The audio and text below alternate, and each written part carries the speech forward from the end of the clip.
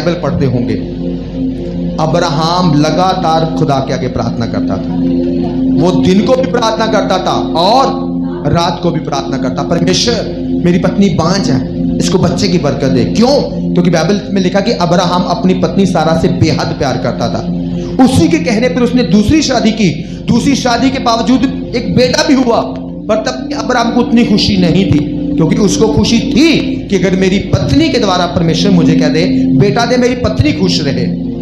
तो इसलिए जब उसकी पत्नी सारा ने बोला कि जे दूसरी पत्नी है ना तेरी, जे इसको बच्चा हो गया तो जे मुझे चिढ़ाती है, मैं क्या करूं?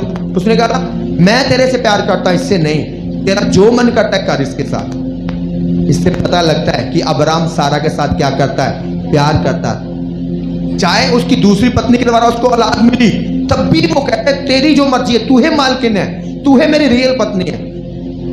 कहती मैं उसको भगा दूंगी। कहते भगा दे, मुझे क्या लेना देना, भगा दे। आपको पता है अब्राहम दिन रात प्रार्थना करता था। अब उस वक्त कैसे बस दिन रात करता था? पढ़ाऊंगा नहीं, बाइबल में देखो वर्ड, परमेश्वर क्या कितने आसमान पे तारे, कहता प्रभु बहुत सारे। खुदा कहता इतनी बरकत दूंगा। इसका मतलब रात को भी क्या कर रहा था, प्रेयर कर रहा था औलाद के लिए। खुदा कहता तू एक औलाद मांगता, कहता प्रभु एक ही दे दे, मेरी पत्नी खुश हो जाए।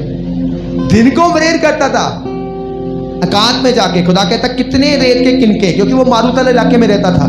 कहता प्रभु बहुत, गिने नहीं जाता है। खुदा कहता इतनी दूंगा। हालांकि उसकी पत्नी का प्रेयर का जिक्र नहीं आता, सच है कि नहीं? उसका कहीं भी जिक्र नहीं कि सारा प्रेयर कर रही है, कहीं भी नहीं।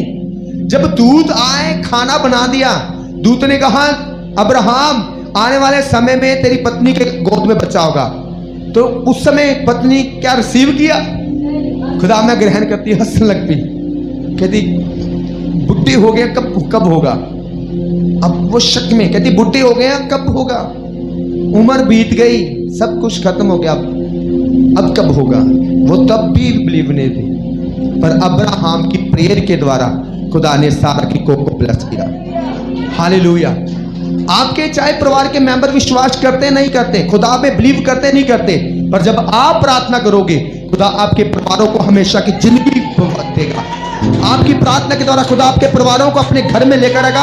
आपकी प्रार्थना के द्वारा वो नजात पाएंगे, उद्धार पाएंगे, छुटकारा पाएंगे, आशीष पाएंगे, बरकत पाएंगे, परमेश्वर के राज के लिए तैयार किए जाएंगे। आमीन, हालेलुया।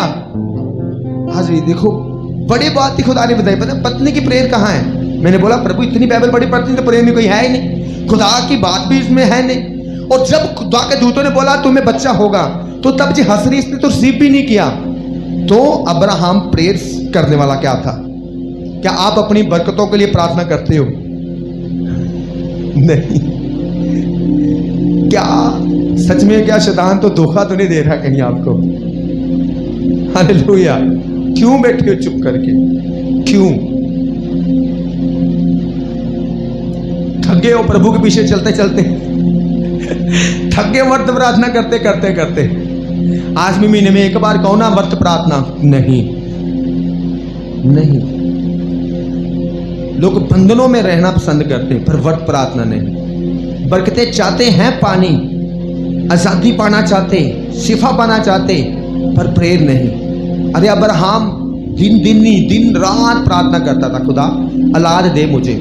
चाहे उसकी दूसरी मैरिज हुई, पत्नी मिली, उसके द्वारा बच्चे मिले, पर तब भी वो अपनी पत्नी सारा से प्यार करता। कहता प्रभु इसकी कोख के द्वारा दे, मुझे तब खुशी मिलेगी जब इसकी कोख के द्वारा देगा।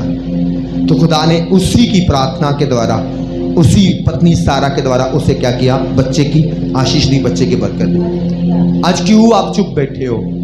क्या सोच रहे हो?